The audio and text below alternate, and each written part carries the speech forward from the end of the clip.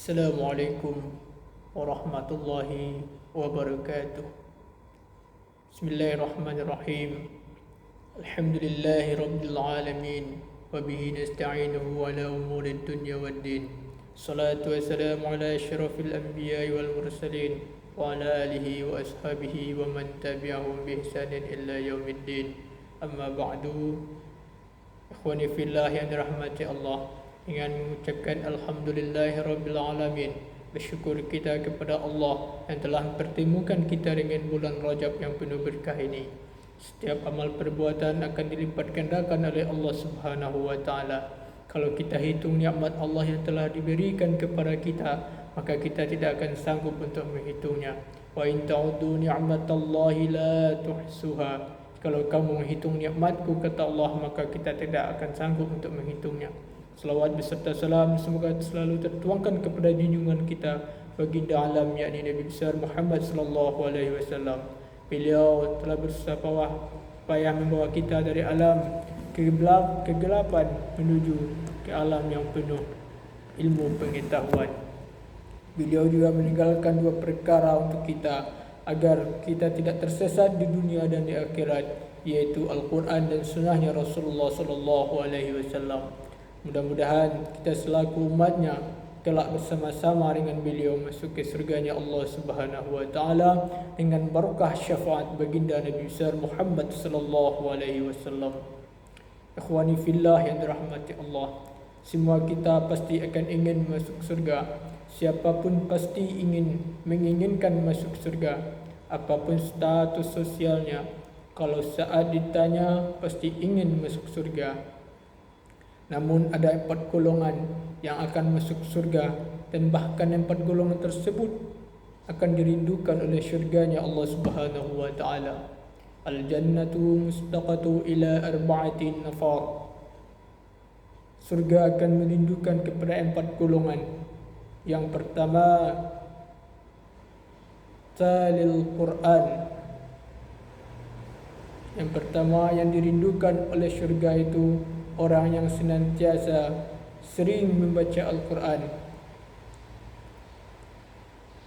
Al-Quran merupakan wahyu yang diturunkan oleh Allah Subhanahu wa taala kepada Nabi besar Muhammad sallallahu alaihi wasallam sebagai pedoman bagi umat manusia.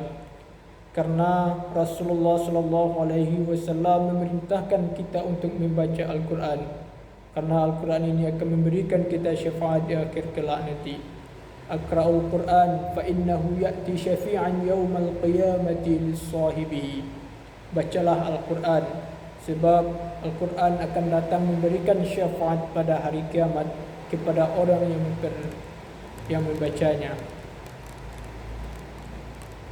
Bahkan begitu besar pahala orang yang membaca Al-Quran, sehingga satu huruf saja yang dibaca Allah akan membalasnya dengan 1 pahala kebaikan setara dengan 10 kebaikan. Karena setiap satu huruf yang kita baca maka pahalanya 10, apalagi membacanya di bulan yang haram ini, bulan yang dimuliakan oleh Allah Subhanahu wa taala, yaitu di bulan Rajab ini. Maka pahalanya bisa dilipat gandakan oleh Allah Subhanahu wa taala. Orang yang gemar membaca Al-Quran juga akan memiliki ketenangan batin, sebagaimana Allah mengatakan dalam surat Ar-Ra'd ayat 28, alladzina amanu wa tatma'innu qulubuhum bi dzikrillah, ala bi dzikrillah tatma'innul qulub. Orang-orang yang beriman dan hati mereka menjadi tenteram dengan mengingat Allah. Ingatlah, hanya dengan mengingat Allah hati menjadi tenteram. Ikhwani fillah yang dirahmati Allah. Kemudian yang kedua yang dirindukan oleh syurga itu wahafizil lisan, orang yang senantiasa menjaga lisannya. Wa man kana yu'minu billahi wal yawmil akhir falyaqul khairan aw liyasmut. Siapa saja yang beriman kepada Allah dan hari akhir, maka ucapkanlah perkataan yang baik atau diam. Menjaga lisan dari perkataan kotor dan tidak memberikan aib saudaranya. Karena Rasulullah sallallahu alaihi wasallam pernah mengatakan kepada sahabat, atadruna mal riba? Qala Allah wa rasuluhu a'lamu. Qala dhikruka akhaka bima yakrahu. Qila fara'aita in kana fi akhi ma aqulu. Qala inna kana fi ma taqulu faqad irtabtahu wa illam yakun fihi faqad bahatah. Hadis ini diriwayatkan dari Abu Hurairah bahwa Rasulullah SAW pernah bertanya kepada para sahabat, tahukah kalian apa itu ghibah? Kemudian sahabat menjawabnya, Allah dan Rasulnya yang lebih mengetahui. Kemudian Rasulullah SAW bersabda, ghibah itu ialah engkau menceritakan hal-hal tentang saudaramu yang tidak dia suka. Ada yang menyahut dari kalangan sahabat, bagaimana apabila yang saya bicarakan itu benar-benar ada pada diri orang tersebut? Kemudian Rasulullah menjawabnya, bila demikian itu berarti kamu telah melakukan ghibah terhadap saudaramu. Sedangkan bila apa yang kamu katakan itu tidak ada padanya, berarti kamu telah berdusta atas dirinya. Orang yang kita ghibahkan itu bisa saja lebih baik daripada kita. Ibarat pepatah, semut di seberang lautan kelihatan, gajah di pelupuk mata tidak kelihatan. Itulah yang terjadi di hati orang-orang yang selalu menggibahkan saudara-saudaranya. Dari sahabat Anas bin Malik bahwa Rasulullah SAW bersabda, ketika aku mi'raj naik ke langit, aku melewati suatu kaum yang kuku-kukunya dari tembaga dalam keadaan mencakar wajah-wajah dan dada-dadanya. Lalu aku bertanya kepada malaikat Jibril, ya, apakah mereka itu? Siapakah mereka itu, wahai malaikat Jibril? Malaikat Jibril menjawabnya, mereka adalah orang-orang yang memakan daging-daging manusia dan merusak kehormatannya. Ikhwani fillah yang dirahmati Allah, Allah sangat mengecam orang yang melakukan ghibah sebagaimana yang dikatakan Allah dalam Quran surat Al-Hujurat ayat 12, yaghtab ba'dukum ba'dha ayuhibbu ahadukum ay ya'kula lahma akhihi maitan fakarihtumuh. Ini adalah bunyi potongan ayat.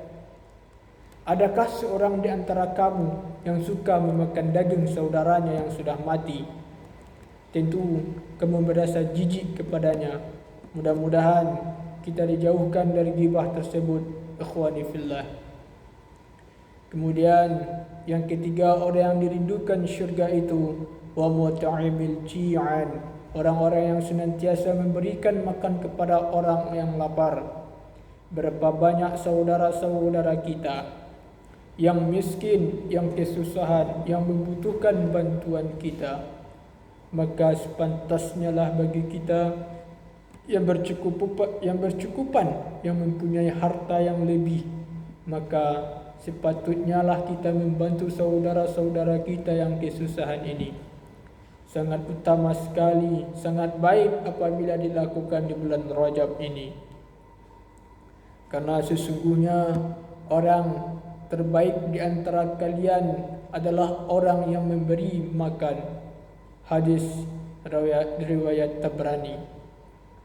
Seorang laki-laki bertanya kepada Nabi SAW, perbuatan apa yang terbaik di dalam Islam?